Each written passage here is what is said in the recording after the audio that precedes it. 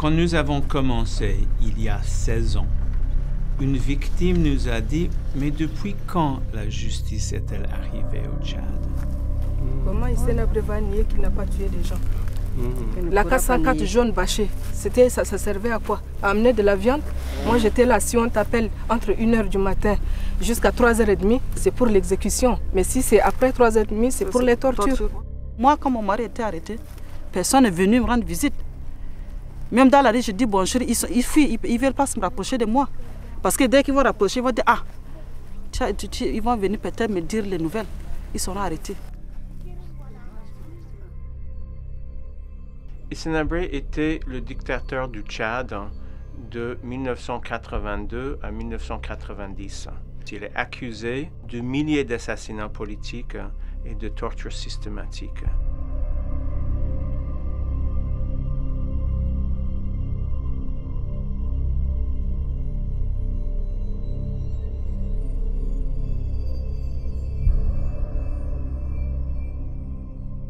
Après lui, il régnait comme un dieu. Pour lui, tout ce qui bouge vient contre son pouvoir.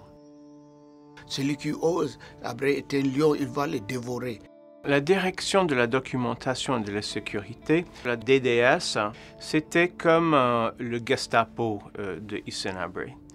La DDS pouvait fusiller quelqu'un, et la DDS pouvait égorger quelqu'un, la DDS pouvait enterrer quelqu'un vivant, mais la DDS était permis à faire tout.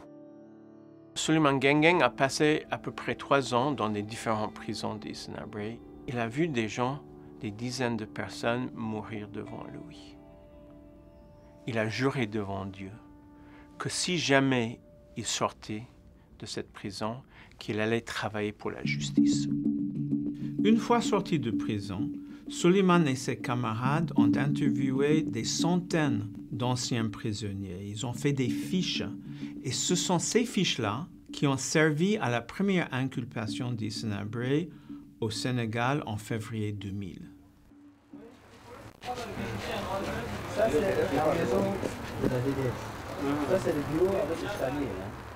Avec mon collègue Olivier Berco, on était au Tchad et on voulait faire la visite de l'ancien bâtiment de la DDS.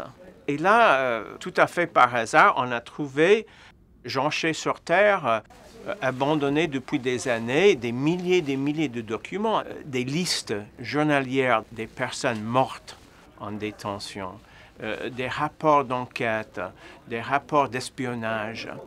Ces documents constituent une véritable feuille de route qui décrit comment Hissène Habré a organisé et planifié la répression du peuple tchadien. Il faut situer le débat. Human Rights Watch travaille avec les victimes d'Hissène Habré depuis 16 ans. C'est grâce à la persévérance des victimes qui n'ont jamais baissé les bras qu'on arrive aujourd'hui au jugement de Hissène Habré. On a des centaines de témoignages des victimes. Les documents de la DDS qui confortent les témoignages des victimes. Et ensuite, on a des témoignages des personnes qui étaient autour de Hissène Habré et qui nous racontent comment les ordres de Hissène Habré étaient exécutés.